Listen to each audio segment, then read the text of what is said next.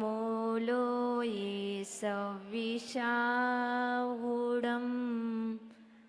वैत्तमेरप्पणते मौल्यमणि प्रवाणा मोत्योत्तकं दलिते पाप्यतमो वितानं सम्यक् प्रणम्य जिनेपा योगं योगादा वालम्बनं ववजले पतितां जनानं चित्रं किमत्र यदि ते त्रिदशाङ्गेन नीतं मनागपि मनो न विकार्यमार्गं कल्पान्तिकाले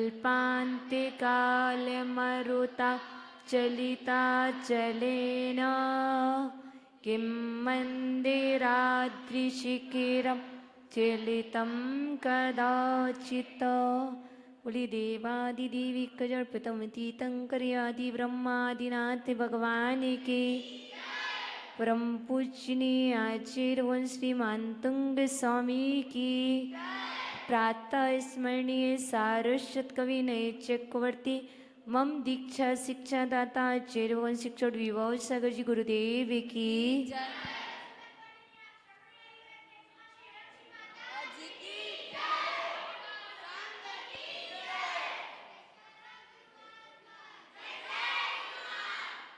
कल हम सभी ने भक्तमृत स्तोत्र के 14 नंबर काव्य को देखा था, जिसमें कहा था, हे भगवान, पूनम के चंद्रमंडल के समान आपका उज्जवल रूप तीनों लोकों में अर्चित और चर्चित है। सच है, जिन्होंने आपका आश्रय ले लिया है उन्हें स्वतंत्र विचरण करने से कौन रोक सकता है, अर्थात कोई नहीं। आज 15 नंबर काव्य है, जिस काव्य के पाठ करने से, स्मरण करने से सम्मान मिलता है, क्योंकि यहाँ पर जितने भी जीव विद्यमान हैं, बैठे हुए हैं, वह सब सम्मान चाहते हैं। ऐसा कोई भी प्राणी नहीं है जो सम्मान ना चाहता हो। अपमान किसी को भी अच्छा नहीं लगता है, सभी सम्मान चाहते हैं। तो आचार्य भगवान कहते हैं, आप तो मेरू के समान अविचल हैं, आप चलायमान नहीं हैं जैसे सुमेरु पर्वत। क्या प्रलय काल की पवन के द्वारा चलायमान हो सकता है? नहीं हो सकता। उसी तरह हे भगवान, आप देवांगनाओं के द्वारा कभी भी विचलित नहीं हो सकते। ऐसा आपका स्वरूप है, ऐसा आपका रूप है, विकार मार्गम और अविकार मार्गम। इसमें एक शब्द आया है विकार मार्गम और दूसरा अविकार मार्गम। दो शब्दों को ध्यान रखें। हम पूछ सकते हैं विकार मार्गम कौन सी काव्य में आया है, कौन सी पंक्ति में आया है, कौन सी श्लोक नंबर में आया है? तो 15 नंबर श्लोक में सेकंड पंक्ति में अंतिम वर्ण है विकार मार्गम, अर्थात जिसमें राग, द्वेष, कसाय, पाप प्रवृत्तियां जन्म लेती हैं, उसे विकार मार्ग कहते हैं। जो जीवों को चलायमान करती हैं वो विकार मार्ग है। संसार मार्ग को विकार मार्ग कहते हैं। अविकार मार्ग मुमुक्षुओं का मार्ग, मोक्षार्थियों का मार्ग अविकार मार्ग है। इसलिए अविकार मार्ग जो राग द्वेष से रहित है, जो कसायों से रहित है, जो पंच पापों से रहित है, वह अविकार मार्ग कहलाता है। दो मार्ग हैं, कौन कौन से? अविकार मार्ग। विकार मार्ग किसे कहते हैं? जिसमें कसाएं, पाप, राग, द्वेष उत्पन्न होते हैं, उसी विकार मार्ग कहते हैं। संसारी प्राणियों का मार्ग, संसारी मार्ग विकार मार्ग है। अविकार मार्ग किसे कहते हैं? जो राग द्वेष से रहते हैं, पंच पापों से रहते हैं, कषाय से रहते हैं, और जो मुमुक्षुओं को इष्ट है, वह मोक्ष मार्ग अविकार मार्ग कहलाता है। आप मार्ग में प्रवेश करना चाहते हैं, आप मार्ग में प्रवेश करना चाहते हैं, तो दो मार्ग आपके समक्ष हैं। उन दो मार्गों में से कोई मार्ग चुनिए।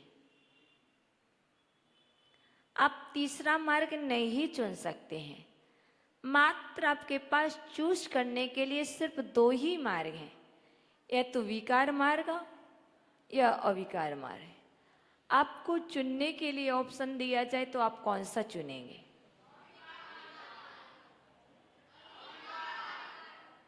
यदि आप कहते हो मैं अविकार मार्ग चुनता हूं, तो आप चुनेंगे तो आप यहां बैठेंगे। यदि आप अविकार मार्ग को चुनेंगे तो आप यहां बैठेंगे, और यदि आप विकार मार्ग को चुनेंगे तो आप जहां बैठे हो वहीं बैठे रहोगे। आप मात्र शब्दों में कह रहे हैं मैं अविकार मार्ग को चुनना है, हम ऑप्शन दिए जाएंगे तो अविकार मार्ग को चुनेंगे। हमने आपके लिए ऑप्शन दिया है, ऑप्शन दिया है, आप चुन लो। कौन सा चुनोगे बच्चों? अब कोई सा, अब कोई सा नहीं चुनना, इसका मतलब सिद्ध है। इसका मतलब जब आंसर ना आए तो उससे समझ लेना चाहिए आप क्या चुनने वाले हो। क्योंकि विकार मार्ग में प्रवेश करने से नियम से राग द्वेष होगा ही होगा, कसाएं उत्पन्न होंगी तो होंगी, पंच पाप होंगे तो होंगे। तुम्हें विकार मार्ग में प्रवेश कराने के बाद कोई भी नहीं बचा सकता है। यदि आप अविकार मार्ग में प्रवेश करते हैं तो आप राग द्वेष से बच सकते हो, आप कषायों से बच सकते हो, आप पंच पाप से बच सकते हो, और आप प्रति क्षण मोक्ष मार्ग पर बढ़ के एक दिन मोक्ष तक की यात्रा कर सकते हो। और जो मुमुक्षु होगा एक ना एक दिन उसे वक्त मोक्ष की सिद्धि होगी। आचार्य भगवान कहते हैं सम्मान चाहते हो तो अविकार मार्ग को अपनाओ, क्योंकि एक काव्य जो है सम्मान को देने वाला है, अपमान से बचाने वाला है। यदि आपकी इच्छा है कि जीवन भर सम्मान पाना है, यदि आपकी इच्छा है, तुम गारंटी से कहते हैं इतना सम्मान मिलेगा तुम्हें, एक बार तुम अपना के तो देखो। स्वीकार है? नंदिता जी कह रही हाँ बिल्कुल स्वीकार है। क्या स्वीकार है? ये स्वीकार है जो भी इस मार्ग को अपनाएगा, अविकार मार्ग में प्रवेश करेगा, उसे राजाओं के द्वारा कोई भी होगा, चाहे सीएम हो चाहे पीएम हो, सभी के द्वारा यदि आपको सम्मान पाना है तो आपको अविकार मार्ग में प्रवेश करना होगा। यदि विकार मार्ग में प्रवेश करोगे तो आपको सम्मान नहीं मिल सकता। विकार मार्ग में प्रवेश करने के बाद यदि सम्मान भी मिले तो हो सकता समाज में मिल जाए, हो सकता परिवार में मिल जाए, लेकिन आप इस भारत भूमि पर प्रत्येक जीवों से यदि सम्मान पाने की इच्छा रखते हैं, भावना है, तो आचार्य भगवान कहते हैं अविकार मार्ग में प्रवेश करो। देखो जो यहाँ पर आदिनाथ भगवान हैं, उनके पास स्वर्ग से अप्सराएं आई। बच्चों, स्वर्ग से देवियां आ जाएं तब भी आदिनाथ भगवान विचलित नहीं हुए। देखो नीलांजना नृत्य कर रहे थे, किस लिए? कि आदिनाथ भगवान के लिए अविकार मार्ग से च्युत करके विकार मार्ग में प्रवेश कराया जाए। बच्चों, वह कौन थी जो अविकार मार्ग से विकार मार्ग में प्रवेश कराना चाहती थी? वह कौन थी? नीलांजना। क्योंकि नीलांजना नृत्य के द्वारा आदिनाथ भगवान के लिए, आदि कुमार के लिए विचलित करने के लिए कितना नृत्य किया, पर आदि ब्रह्मा आदि कुमार विचलित हुए नहीं हुए।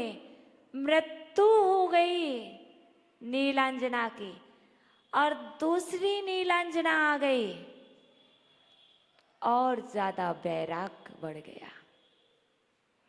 इसलिए, और आपको एक स्टोरी याद होगी, बच्चों ने सुनी होगी, मैंने तो सुनी है। ब्रह्मा जी का नाम सुना? सुना? ब्रह्मा जी ने कितने वर्ष साधना की थी? 40 वर्ष। ब्रह्मा जी 40 वर्ष तक साधना करते रहे, बहुत कुछ किया, पर हुआ क्या? हुआ क्या?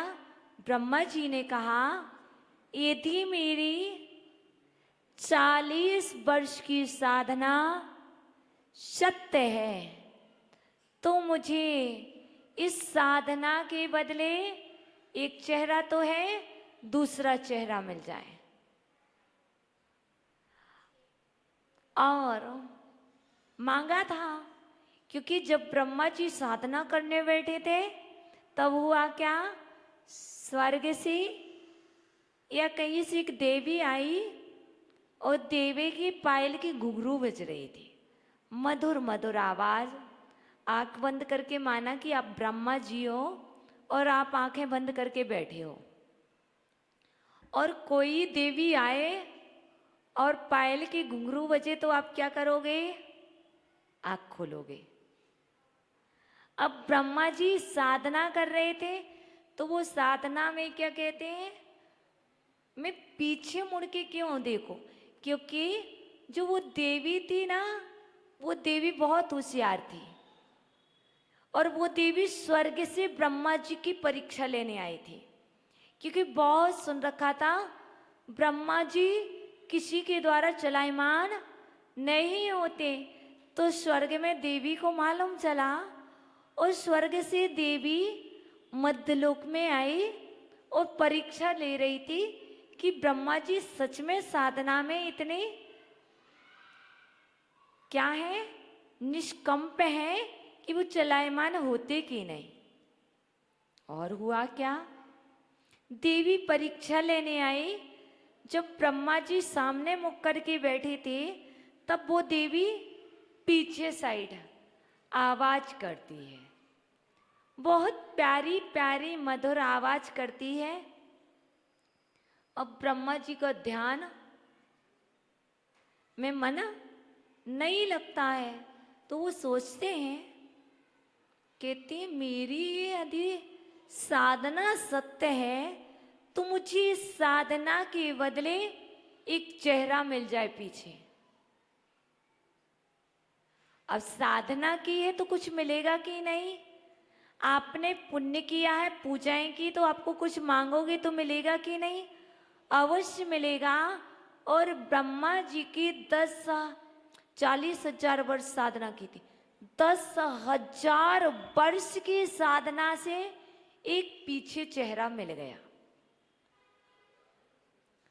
अब पीछे जैसे ही ब्रह्मा जी का दूसरा चेहरा बन गया, और ब्रह्मा जी पीछे दिखती, यहाँ देवी, वो देवी ना फिर वहां से दूसरी साइड आ जाती। अब ब्रह्मा जी की साधना तो चली गई ना। वो ब्रह्मा जी कोई और नहीं है, हम और आप ही हैं। वो ब्रह्मा जी कोई और नहीं है, हम और आप ही हैं। क्योंकि हम साधना करते और भगवान से मांग लेते, भगवान यदि मैंने सत्य साधना की हो, निरतिचार साधना की हो, तो इसके बदले मेरा ये काम हो जाए। और ब्रह्मा जी के दूसरा चेहरा बन गया, तो ब्रह्मा जी की 10,000 वर्ष की साधना क्या हुई? माइनस हो गई ना, माइनस हुई ना, क्योंकि आपने उतना कुछ ले लिया ना। अब कितनी बची? 30,000 वर्ष की। अब वो देवी पीछे से चल करके साइड में आ गई। और जब वो देवी साइड में आ गई, वहां से भी बहुत अच्छी आवाज, मधुर मधुर सॉन्ग, बहुत अच्छे अच्छे भजन। अब ब्रह्मा जी कहते, हे भगवान, यदि मेरी साधना 10,000 वर्ष की और भी अच्छी है, तो मुझे एक चेहरा और मिल जाए। भैया तुमने बैंक में जमा करके रखा तो देने में हानि क्या है? जब आपने बैंक में कैश जमा करके रखा है, तो बैंक वाले को कैश लौटाने में हानि क्या है? दे देगा कि नहीं? बिल्कुल दे देगा। और ब्रह्मा जी के लिए एक चेहरा और मिल गया। जैसे ही ब्रह्मा जी उस चेहरे से देखते हैं, वो देवी के थोड़े पैर दिखते हैं, वो देवी फिर वहां से चल देती है। क्यों? क्योंकि देवी तो ब्रह्मा जी की परीक्षा ले रही थी। अब एक साइड और बचा स्थान, राइट साइड। फिर बहुत सारे ऐसे हाव भाव, मधुर मधुर गीत। फिर भी ब्रह्मा जी ने फिर से मांग लिया। 20,000 वर्ष माइनस हो गई थी ना। तीसरा चेहरा मांगा तो 10,000 वर्ष और माइनस हो गए। तो इस तरह से ब्रह्मा जी ने 30,000 वर्ष की साधना माइनस कर दी। अब मात्र 10,000 वर्ष की साधना शेष बची। अब क्या उतने से बहुत अच्छी चीज मिल जाएगी? नहीं, उससे क्या होगा? जो अविकार मार्ग में था, वह कहाँ आ गया? इसलिए आप जो साधना कर रहे हैं, जो अनुष्ठान कर रहे हैं, उस अनुष्ठान के बदले आप कुछ मांगे ना। मांगो तो वह मांगो जिसे देने पर सब मजबूर हो जाए। आप कोई पद देना चाहते हो, आप कुछ देना चाहते हो, तो मैं आपसे मांगती हूं, आप दोगे? यदि आप कहते हो हम कुछ देना चाहते हैं, हम आपसे मांगे और आप दे दोगे क्या? क्योंकि मैं जो मांगू वो आप दे सकते कि नहीं, क्या पता, क्या पता। इसलिए पहले इतना सोचो मांगने के पहले, मैं ऐसी चीज मांगू जो कोई दे ना पाए। मात्र यदि कोई दे पाए तो परमात्मा दे पाए। मुझे ऐसी कौन सी वस्तु है जो मांगने से तीनों लोकों में कोई भी समर्थ नहीं है, चाहे राजा हो, चाहे महाराजा हो, चाहे चक्रवर्ती हो, चाहे सौधर्मेंद्र हो, कोई भी उस वस्तु को देने में समर्थ नहीं है। यदि मांगना चाहते हो तो उसको मांगो। मुझे चाहिए है अरहंत पद, मुझे चाहिए है अरहंत पद, मुझे चाहिए है सिद्ध पद। आप दे सकते?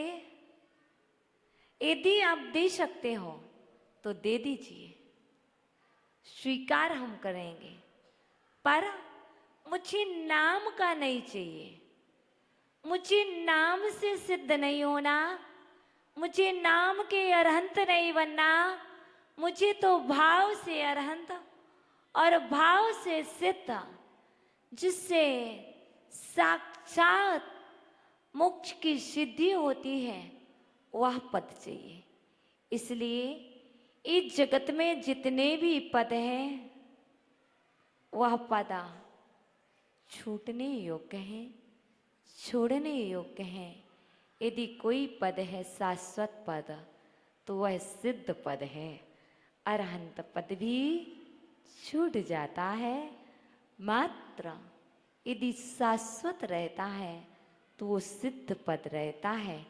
उस पद की प्राप्ति के लिए, उस अविकार मार्ग की सिद्धि के लिए ये सारा पुरुषार्थ है।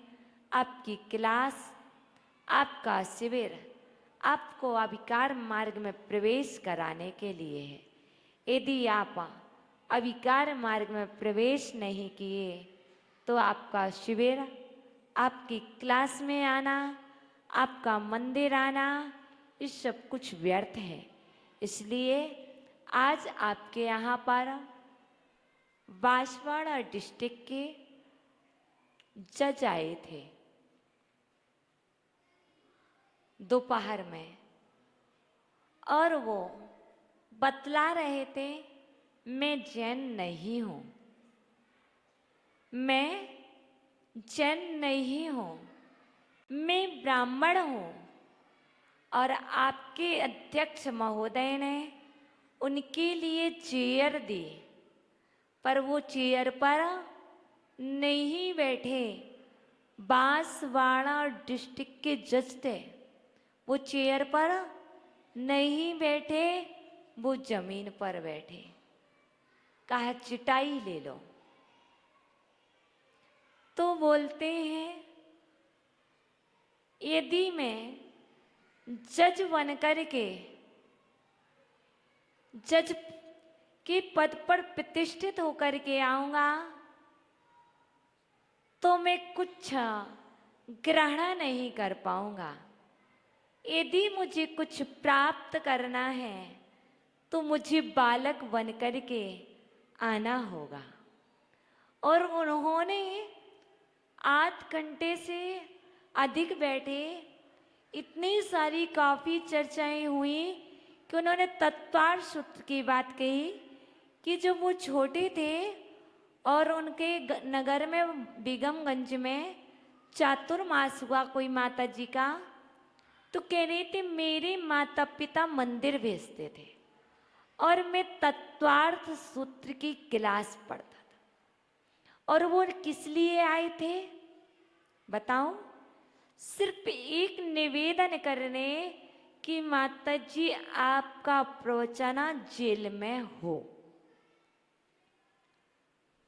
पुरुषार्थ जैन नहीं है, पर जिन शासन को आगे बढ़ाने की भावना, स्वयं चल कर के आए, स्वयं ने समाज को फोन लगाया, स्वयं आए और क्या कह रहे, आप समय दीजिए।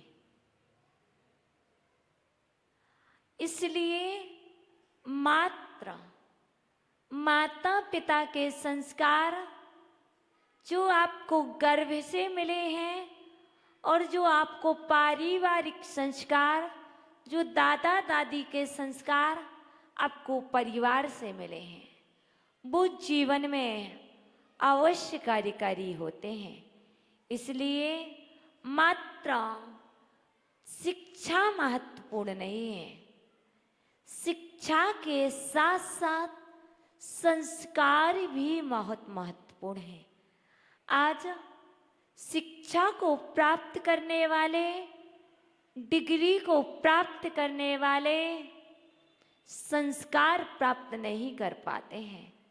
इसलिए आप जितना शिक्षा को महत्व देते हैं उतना ही संस्कारों को महत्व दें, क्योंकि जिनके माता पिता संस्कार दिलाना चाहते हैं वो अपने बच्चों को पाठशाला भेजते हैं, और जिनके माता पिता बच्चों को मात्र डिग्री सर्टिफिकेट देना चाहते हैं वो अपने बच्चों को पाठशाला नहीं भेजते हैं, मंदिर नहीं लाते हैं, और क्या कहते हैं, बच्चे का एग्जाम है, बच्चे का होमवर्क है।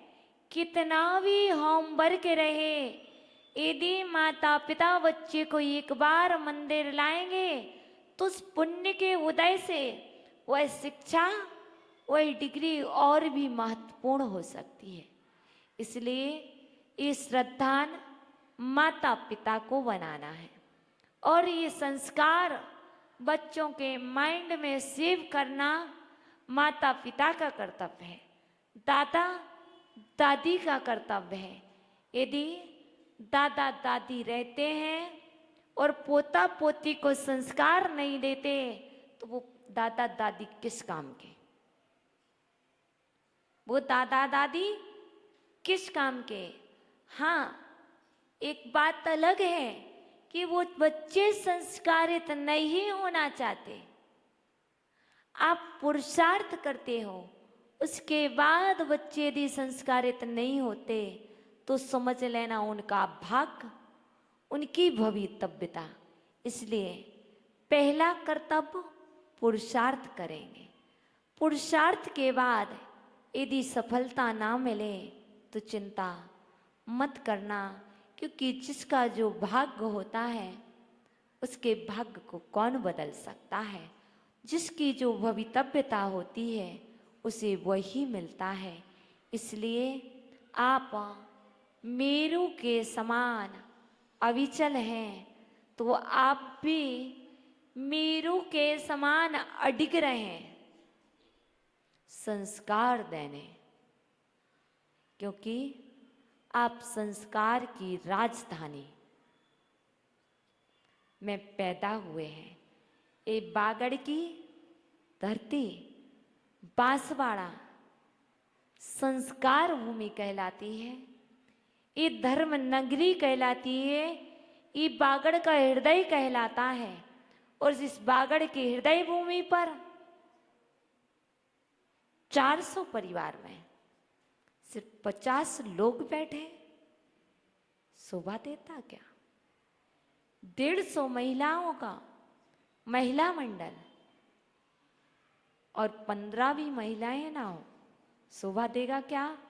इसलिए आप संस्कार इतने दें, क्योंकि बागडोर नंदिता जी के हाथ में है, बागडोर नंदिता जी के हाथ में है और बच्चों की बागडोर इनके माता पिता के हाथ में।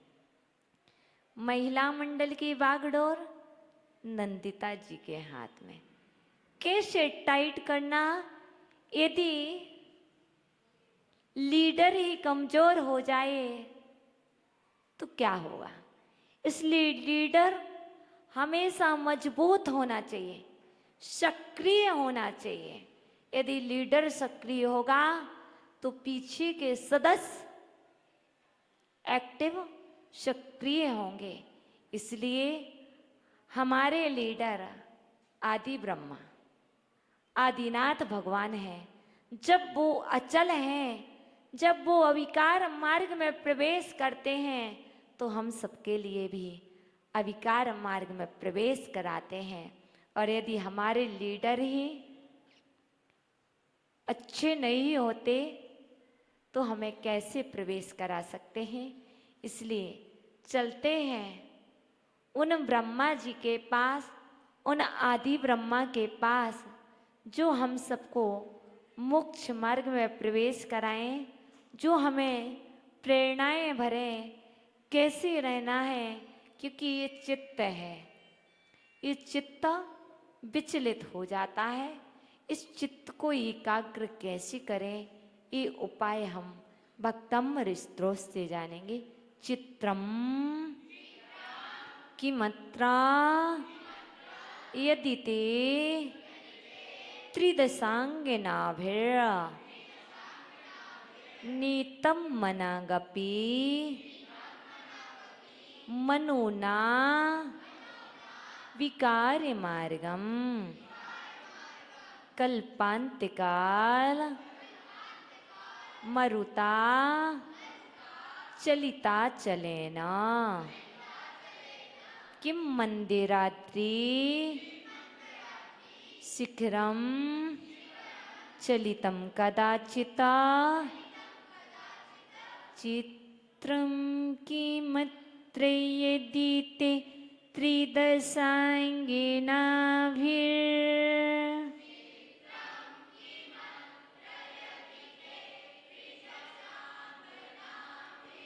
चित्रम किमत्रयदीते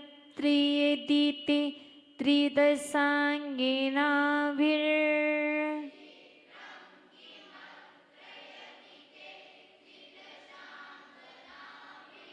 नीतं मनागपि मनो न विकार्यमार्गम्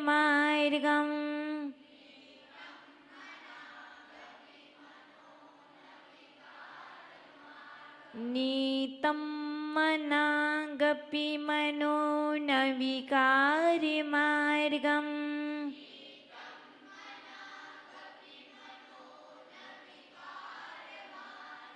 कल्पान्ते काले मरुता चलिता चलेना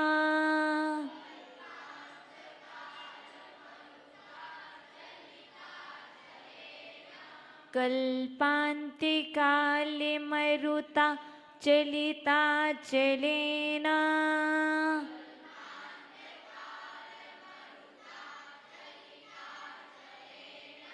किं मंदिरात्रिशिखिरं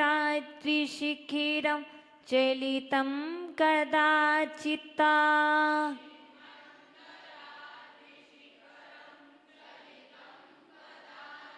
किं मंदिरात्रिशिखिरं चलितं कदाचिता।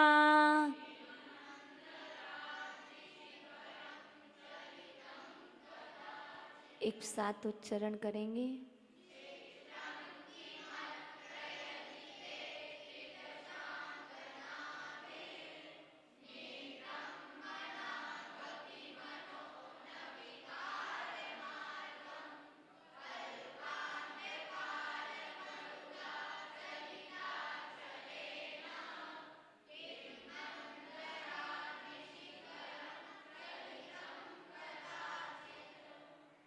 इसका अर्थ याद करना है। हे भगवान, हे भगवान, क्या प्रलय काल की पवन के द्वारा मेरु पर्वत चलायमान होता है? अर्थात नहीं। पहले सुन लो पूरा, है ना, फिर लिखना। हे भगवान, सुनना है ना, यदि बोलोगे तो सुन नहीं पाओगे। हे भगवान, जिस प्रकार प्रलय काल की पवन के द्वारा सुमेरु पर्वत चलायमान नहीं हो सकता है, उसी तरह देवांगनाओं के द्वारा, देवांगनाओं के हाव भाव के द्वारा आप भी विचलित नहीं होते। हे भगवान, जिस प्रकार प्रलय काल की पवन के द्वारा मेरु पर्वत चलयमान नहीं होता है, उसी तरह स्वर्ग की देवांगनाओं के द्वारा आपका मन किंचित भी चलायमान नहीं होता है। लिखना है, हे भगवान, जिस प्रकार, हे भगवान, जिस प्रकार प्रलय काल की पवन के द्वारा सुमेरु पर्वत चलायमान नहीं होता है, हे भगवान, जिस प्रकार प्रलय काल की पवन के द्वारा सुमेरु पर्वत चलायमान नहीं होता है, उसी प्रकार स्वर्ग की देवांगनाओं के द्वारा आपका मन भी चलायमान नहीं होता है। याद हो गया? हे भगवान, अब याद करना है, आंखें बंद करो, याद करना। हे भगवान, जिस प्रकार सुमेरु पर्वत, हे भगवान, जिस प्रकार प्रलय काल की पवन के द्वारा सुमेरु पर्वत चलायमान नहीं होता है, हे भगवान, जिस प्रकार प्रलय काल की पवन के द्वारा सुमेरु पर्वत चलायमान नहीं होता है, हे भगवान, जिस प्रकार प्रलय काल की पवन के द्वारा सुमेरु पर्वत चलायमान नहीं होता है, उसी तरह स्वर्ग की देवांगनाओं के द्वारा आपका मन भी चलायमान नहीं होता है, हे भगवान, जिस प्रकार प्रलय काल के पवन के द्वारा सुमेरु पर्वत चलायमान नहीं होता है, उसी तरह स्वर्ग की देवांगनाओं के द्वारा आपका मन भी चलायमान नहीं होता है। अब आप सभी बोलेंगे एक साथ,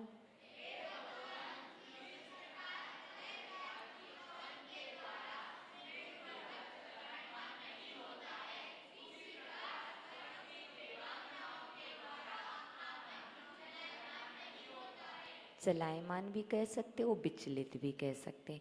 चलायमान नहीं होता है अर्थात विचलित नहीं होता है। अब आपको बहुत अच्छे से बोलना है। कैसे हम बताते हैं, पहले सुनना फिर बोलना। हे भगवान, जिस प्रकार प्रलय काल की पवन के द्वारा सुमेरु पर्वत चलायमान नहीं होता है, उसी प्रकार स्वर्गीय देवांगनाओं के द्वारा आपका मन भी विचलित नहीं होता है, अर्थात चलायमान नहीं होता है। आराम से अच्छे से बोलेंगे।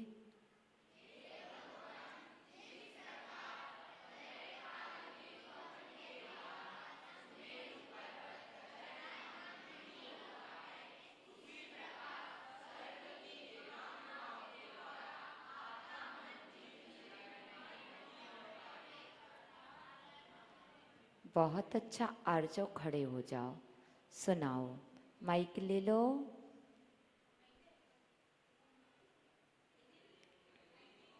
हे भगवान, प्रलय काल की पवन के द्वारा वंदा में माता जी। हाँ सुनाइए। हे भगवान, प्रलयकारी, जिस तरह प्रलयकारी पवन के द्वारा सुमेरु पर्वत चलायमान नहीं होता है, उसी प्रकार स्वर्ग देवांगनाओं के द्वारा आपका मन भी विचलित नहीं होता है, अर्थात चलायमान नहीं होता है। बहुत अच्छा। प्रासु खड़े हो जाओ। वंदन माता जी।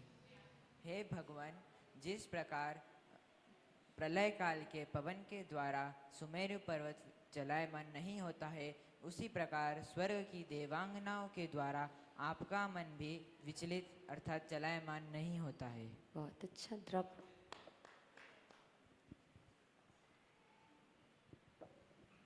वंदावी माता जी।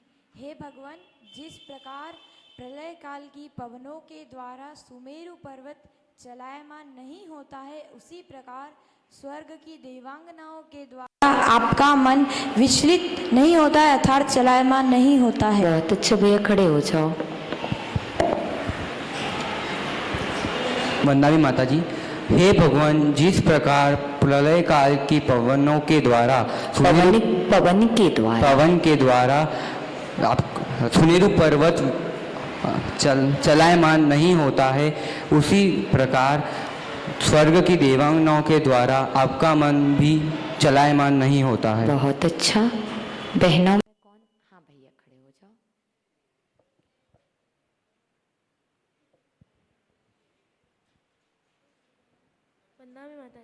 जिस तरह प्रलय काल की पवनों के द्वारा सुमेरु पर्वत चलायमान नहीं होता है, उसी तरह स्वर्गों की देवांगनाओं के द्वारा आपका मन भी विचलित नहीं होता है अर्थात चलायमान नहीं होता। बहुत अच्छा। वंदा में माता जी। सुधा मौर्य जी, खड़े हो जाइए।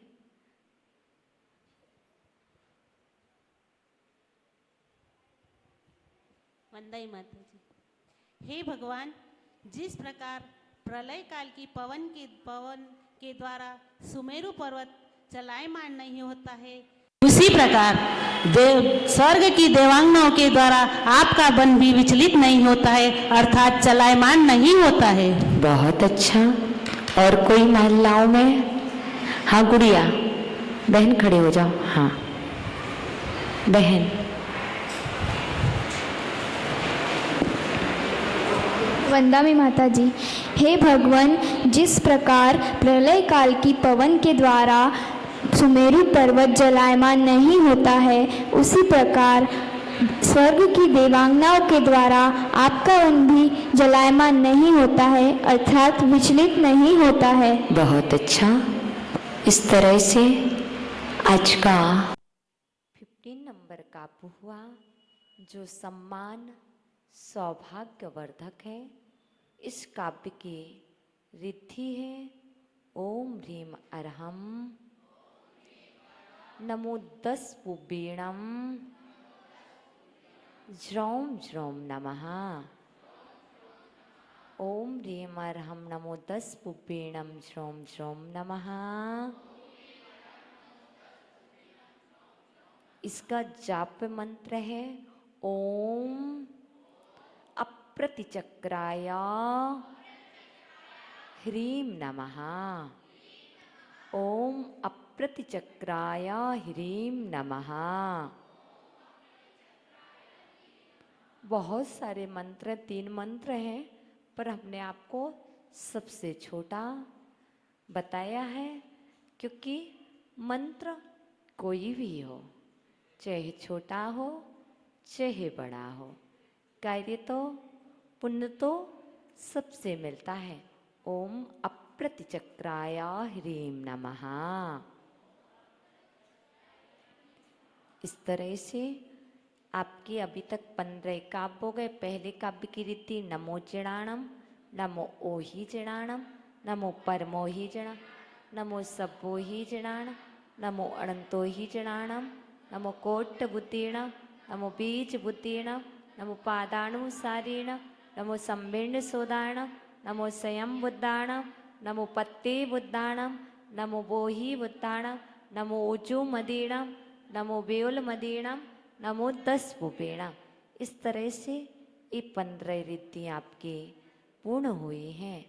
आप सभी, हमने आपको कहा है 11 नंबर काव्य से हम आपको अर्थ याद कराते जा रहे हैं, और शायद आप भूले भी नहीं होंगे। 11 नंबर काव्य से हम आपको अर्थ बराबर याद करा रहे हैं, और आप भूले नहीं होंगे, ऐसा हम विश्वास करते हैं। इसलिए जो भूल गए हों, जो भटक गए हों, वो वापस से याद कर लें, क्योंकि हमने 11 नंबर से आपको का प्रकार था बराबर याद कराया है। तो जो ये 4-5 बच्चे याद कर रहे हैं, 6-7 लोग, इनसे पूरा अर्थ सहित ही हम सुनेंगे, ऐसी हम भावना रखते हैं और सभी याद करेंगे। ओम नमः बोधि समाधि परिणाम शुद्धि स्वात्मोपलब्धि शिव सौख्य सिद्धि चिंतामणिम चिंतित वस्तुदाने त्वाम बंदमानस्त ममास्तु दवे। सभी लोग का उत्सर्ग करेंगे।